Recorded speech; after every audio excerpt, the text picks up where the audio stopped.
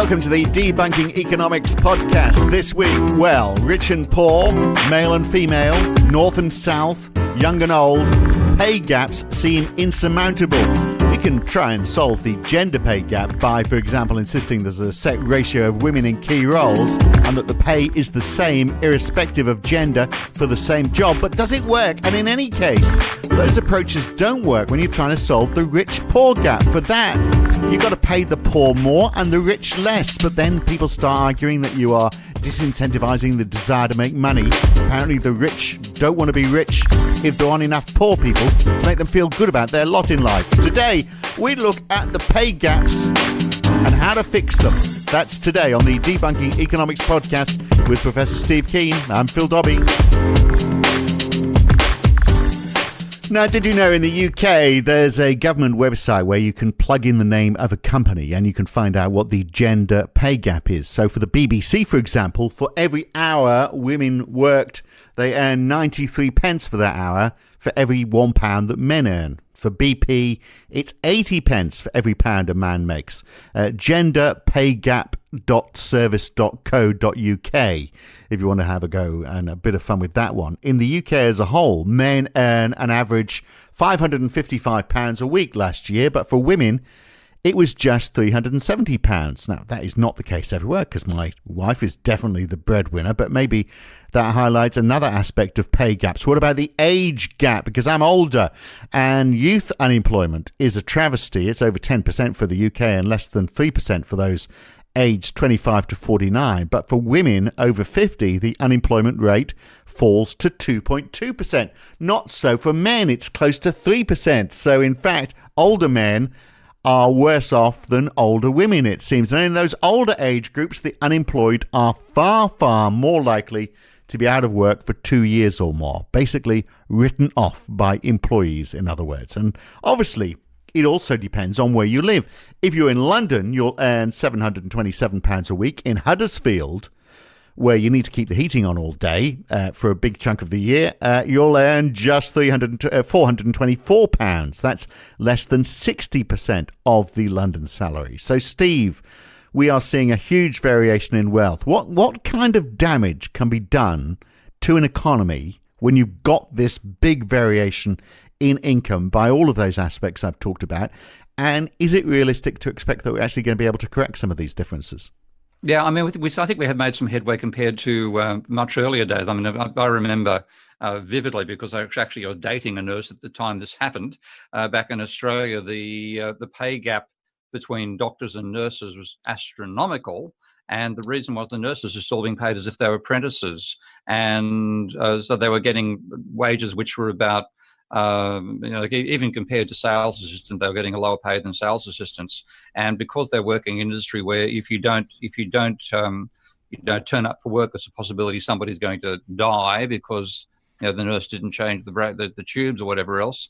They never had the industrial muscle to go on strike, and they just got worse and worse and worse. And then just when I was dating this particular nurse, I don't take any claim for this actually happening, but they decided, bugger it, we're going on strike, and they actually literally, I think, pretty close to tripled their wage. So, but it's still, of course, once that was done, they came much closer to that. They certainly got better than sales assistants, and they got closer to a reasonable gap between themselves and doctors and so on. But that's isn't where we've seen it corrected, isn't it? Isn't it happening in the public sector by and large, but not happening in the private sector? So it's easier, isn't it? The government can just say, "Oh, we need to do something about this, so we're going to push wages up." And let me give you another example similar to that. Is if you look at we're getting more people educated. That's seeing more women and ethnic minorities being educated, but more than half of women work in the public sector, compared to just 10% of white males working in the public sector. So it seems like the public sector is doing all the hard yards here. We may be getting more educated women, but those educated women are working in the education sector, educating other women to become educated, but not really affecting the rest of the economy. Yeah, I mean, it's what clouds our minds, I think, is the neoclassical concept that you get paid what you're worth. This idea of what they call pay being reflecting your marginal productivity. And with that attitude, the point then comes down and says, well, is there a marginal productivity gap between men and women, taking one of those gaps you're talking about, in a specific area, for example, medicine? And the answer is hands down no. There's absolutely no reason why gender should have any impact on somebody's skill as a doctor, or for that matter, skill as a nurse. But we still see these gaps persisting. And the reason is because the theory itself is bollocks. If you want to find any real basis on which you get a differentiation in income, apart from the worker and capitalist bit, which is something we should talk about as well in this conversation, it comes down to hierarchy. It's a position in your hierarchy, and the best work I've seen done on that is by the Canadian economist Blair Fix, where he simply reinterprets he tried to make sense of all the income distribution data, both inside companies, between nations, inside nations, and using every metric he looked at. The only one that made any sense was the scale of the hierarchy somebody is in. How many layers are there between the bottom and the top level, and where do you sit in that layer? That overwhelmingly determined not just the income gaps between one class and another, but the income earned by the top executives versus those by the bottom employees. So in that sense, it says, well, being in the right part of a hierarchy matters, and bang, we come back to the sexism in human society, that the men tend to dominate the hierarchy. Yeah, but I mean, no surprise that people at the top of that hierarchy are earning more than people at the bottom. But whether why can't a woman be at the top, other than the fact that historically they haven't? If we were starting from scratch now and building that hierarchy today, there's no reason why a woman wouldn't be at the top rather than the man. Well, I know some organisations where that happened, and I might just say on that basis, I express some of my cynicism here. What it meant, we got female sociopaths at the top of organisations rather than male sociopaths. So it didn't actually improve things for people down below them in the hierarchy. But nonetheless, it can happen. But I think then we just come down to this is simply the biological fact. Women are the ones who reproduce, men don't. We have never worked out a way to say that the men are going to carry the child raising burden to the same extent that women do. I know your family is rather different on that front. You are that. That's because I'm not that bright. My wife. Well, you works. do a bit more. You are the guys at home most of the time. Yeah, that's right. Yeah, I mean we have 10 things around in this family. That's true. But but why are women working? Why still?